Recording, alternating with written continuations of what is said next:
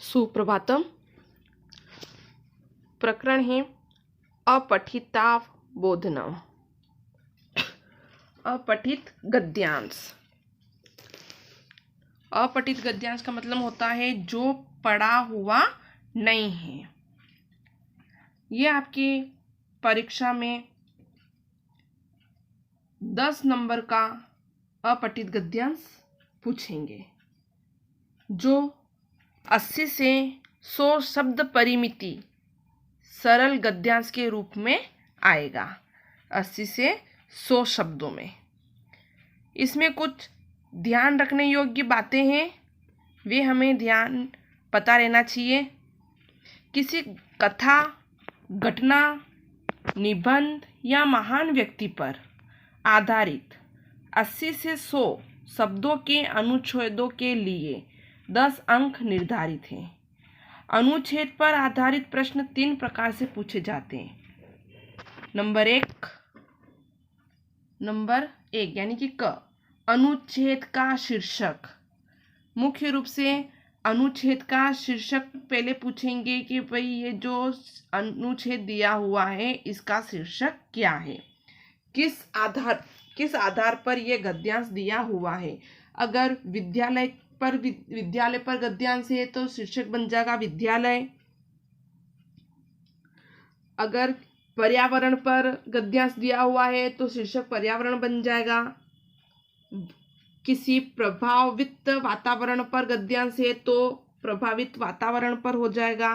मातृभूमि पर हो जाएगा।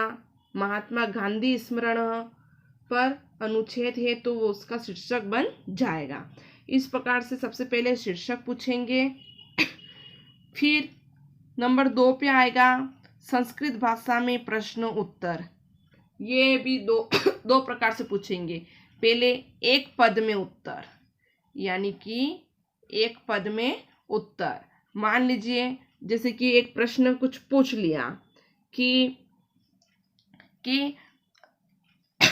अस्माकं प्रभाव कुत्र स्यात्, हमारा प्रभाव कहाँ होना चाहिए, तो बाह्य वातावरण।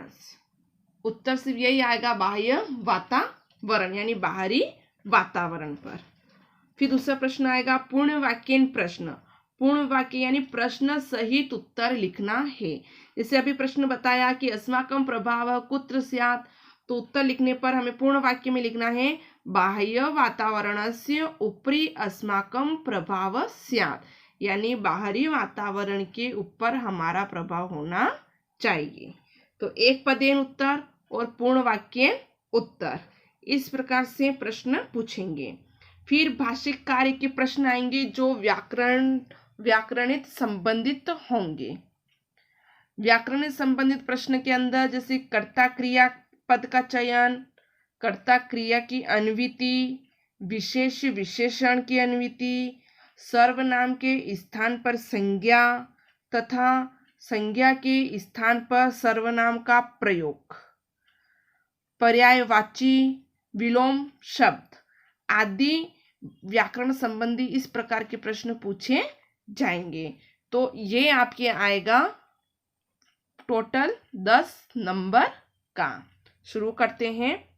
अधोलिखित गद्यांशान पठित्वा तत् आधारित प्रश्नानाम उत्तराणि यथा निर्देशनम लिखतु, यानी नीचे लिखे गद्यांश को पढ़कर उस पर आधारित प्रश्नों के उत्तर निर्देश अनुसार लिखिए।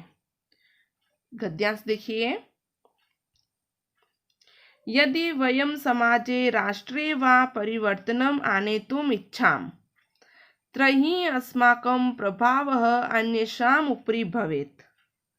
यदि हम समाज में अथवा राष्ट्र में परिवर्तन लाना चाहते हैं, आने तुम लाना चाहते हैं, इच्छा है या चाहते हैं, त्रही तो अस्माकं हमारा प्रभाव अन्येषां दूसरों पर होना चाहिए।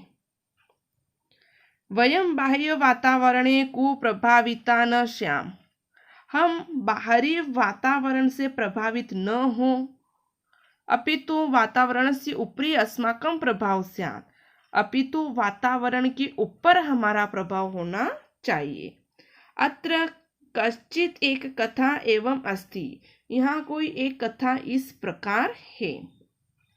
कश्चन कृषकः महिष्याम् अस्वास्थ्यस्य निवारणाय कश्चित पशुवेदम औषधम पृष्टवान। कोई किसान भैंस की अस्वस्थता निवारण के लिए किसी पशुओं के चिकित्सक के पास गया। महिष्याः महिष्या का अर्थ होता है भैंस। पशुवेदम का अर्थ होता है पशुओं के चिकित्सक। पृष्ठवान में क्यत्वतु प्रत्यय का प्रयोग किया गया है। कैसे बनेगा? प्रश धन क्यत वतु प्रत्यय, तब जाके बनता है पृष्ठवान। वेद गुलिका दत्तवान, वेद ने गोलियां दे दी। गुलिका यानी गोलियां। किंच उक्तवान यत् एकस्यां नलिकायां गोलिकाः स्थापयित्वा भवान् स्वमुखेन वायुः फुत्करोतु। कुछ कहा कि किंच उक्तवान यानी कुछ कहा कि एक नली में गोलियां रखकर आप अपने मुंह से हवा फूंक देना। वायु फुत्करोतु यानी हवा फूंक देना। तदा गोलिकाः महिष्याः उदरम गमिष्यन्ति, तब गोलियां भैंस के पेट में चली जाएगी। कृषकः अस्तु इति उक्त्वा गतवान, किसान ठीक है ऐसा कहकर चला गया। दिनद्वयानन्तरं सः वेदं तं कृषकं मार्गे अस्वस्थ रूपेण गच्छतं दृष्टवान। 2 दिन बाद उन वेद जी ने उस किसान को रास्ते में अस्वस्थ रूप से जाते हुए देखा। दिनद्वयानन्तरं 2 दिन के बाद। किम संजातमिति पृष्टे सति सः कृषकः उक्तवान, क्या हो गया? किम संजातमिति क्या हो गया? पृष्टे सति सः कृषक उक्तवान, ऐसा पूछने पर किसान बोला, तया नलिकया अहम फुत्करोमि, उस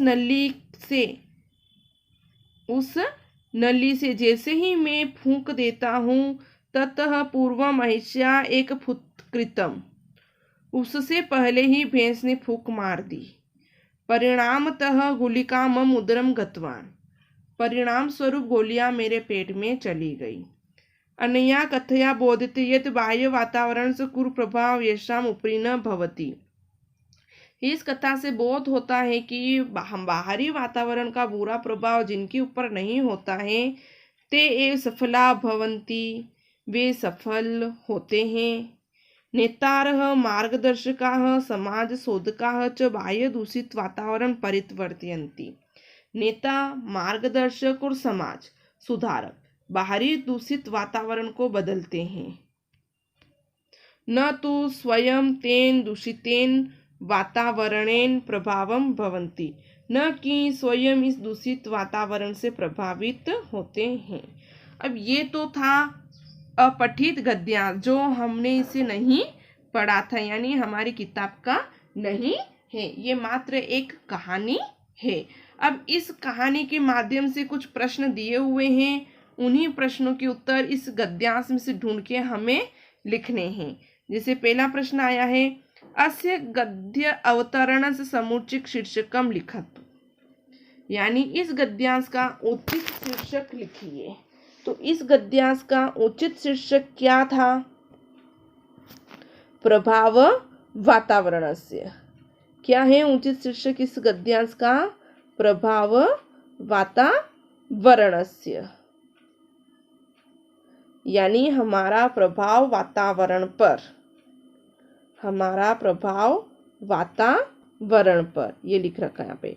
अस्माकं प्रभाव अनुष्याम उपरि, यानी हमारा प्रभाव, अस्माकं प्रभावः वातावरणस्य उपरि।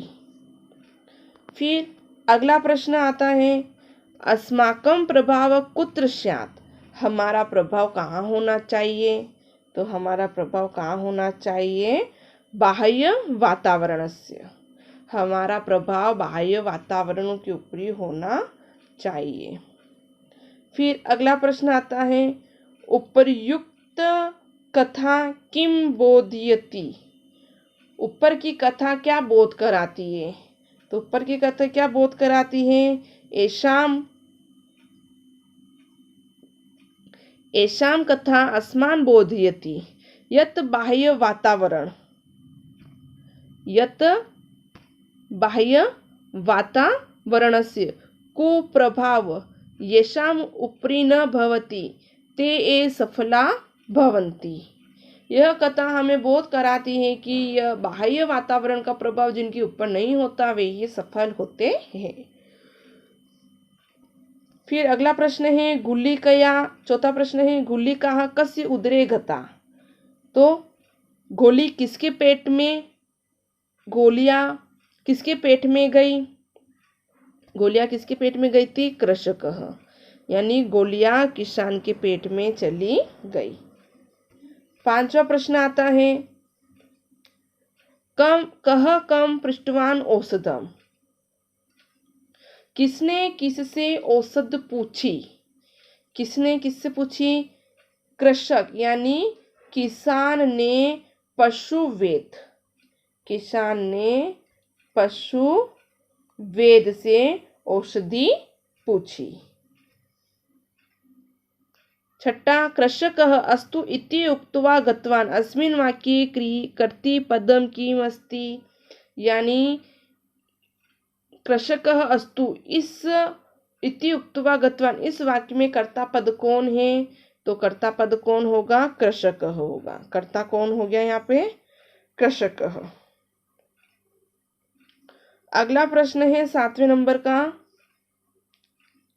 अगच्छत् इति पद समानार्थक पदम गद्यांश अन्वेषु लिखन्तु। अगच्छत् इस पद का समान अर्थ वाला पद गद्यांश से ढूंढकर लिखिए। तो अगच्छत् का समान पद होता है गतवान। क्या होता है? गतवान। ये दिया हुआ यहाँ पे, क्या होगा इसका समानार्थक शब्द? गतवान। अंतिम 8वां प्रश्न पूछा है, नेतुम इति पदस्य विलोम पदम गद्यांश अन्वीक्षुम लिखन्तु। नेतुम इस पद के विलोम पद गद्यांश से ढूंढकर लिखिए।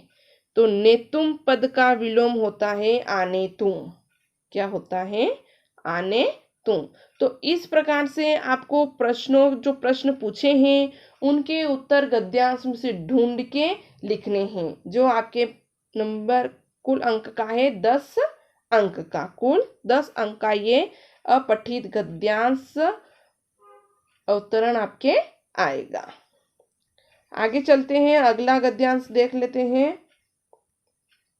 मातृभूमि प्रति प्रेम्य, मातृभूमि प्रति प्रेम्यः त्यागस्य आत्म उत्सर्गस्य सर्वसार्पण्यस्य च नैकेशम उज्ज्वला पृष्ठा राजस्थानस्य इतिहासे मिलन्ति, परंतु रातिघाटी नामकस्य युद्धे उल्लेख राजस्थानस्य इतिहासे लुप्तया प्राप्यते। मातृभूमि के प्रति प्रेम, त्याग, आत्म बलिदान और सर्वसर्पण के अनेक उज्ज्वल पन्ने राजस्थान के इतिहास में मिलते हैं, परंतु रातिघाटी नामक युद्ध का उल्लेख राजस्थान के इतिहास में लुप्त प्राय है।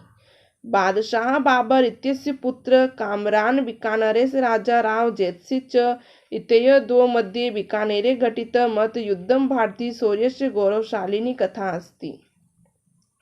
बादशाह बाबर, इसका बेटा कामरान और बीकानेर का राजा राव जैतसिंह दोनों के मध्य बीकानेर में घटित महायुद्ध भारतीय शौर्य गौरवमय कथा है। अस्य युद्ध तिथि 26 अक्टूबर 1534 अस्ति। इस युद्ध की तिथि 26 अक्टूबर 1534 है। भारतम जेतुम लाहौरात आगात कामकारान पलायित, भारत को जीतने के लिए लोहार से आया हुआ कामरान भाग गया। तस्य शिरस्त्राणा मध्य मार्गे छोटड़िया ग्रामे पतितम, उसका मुकुट बीच राह में छोटे गांव में गिर गया। अद्यपि तन मुकुटम तद ग्रामे सुरक्षित अस्ति, आज भी वह मुकुट उस गांव में सुरक्षित है। अस्य रातिघाट युद्धस्य किंचित् विस्तृतं वर्णनं बिट्टू सुज्जा इत्यस्य रचित छन्दराव जयसिरो इत्यस्मिन् ग्रंथे अस्ति। इस रातिघाटी युद्ध का कुछ विस्तृत वर्णन बिट्टू सुज्जा द्वारा रचे गए छन्दराव जयसिरो नाम के ग्रंथ में है और अस्य च ग्रंथस्य उद्धारण डॉक्टर एल.पी. टेक्स्टोरी अकरोत्, और इस ग्रंथ का उद्धार डॉक्टर एल.पी. टेक्स्टोरी ने किया। अब प्रश्न पूछा जाता है कि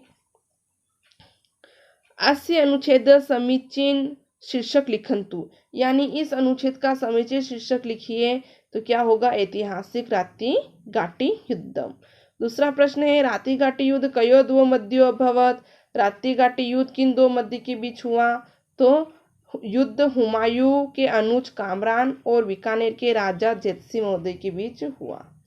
रातिघाटी युद्ध कुत्र कदाच घटितम, रातिघाटी का युद्ध बीकानेर 26 अक्टूबर 1534 दिवसे घटित, यानी 26 अक्टूबर 1534 में बीकानेर में हुआ। छन्दराव जयसिरो इतिहास लेखक कह? बिट्टू सुजा। कौन है? बिट्टू सुजा। पांचवा है गौरवशालिनी कथा इत्यस्य किम विशेषण पदम किम विशेष पदम लिखिताम, यानी गौरवशालिनी कथा में विशेषण और विशेषी बताना है। तो विशेष पद होगा कथा और विशेषण पद होगा गौरवशाली। अगला है धावितः इत्यस्य पर्यायवाची पदे अनुच्छेद अन्वेषण लिखिताम, धावित का पर्यायवाची शब्द बनेगा पलायितः। क्या बनेगा? पलायित। तो बच्चों इस प्रकार से आपको अपठित गद्यांश याद करना है। आपको प्रश्नों के कुछ प्रश्न आपको इस वीडियो में ही दे दिए जाएंगे, तो आप उनके उत्तर कॉपी में करेंगे और मुझे कॉपी चेक करवाएंगे। धन्यवाद।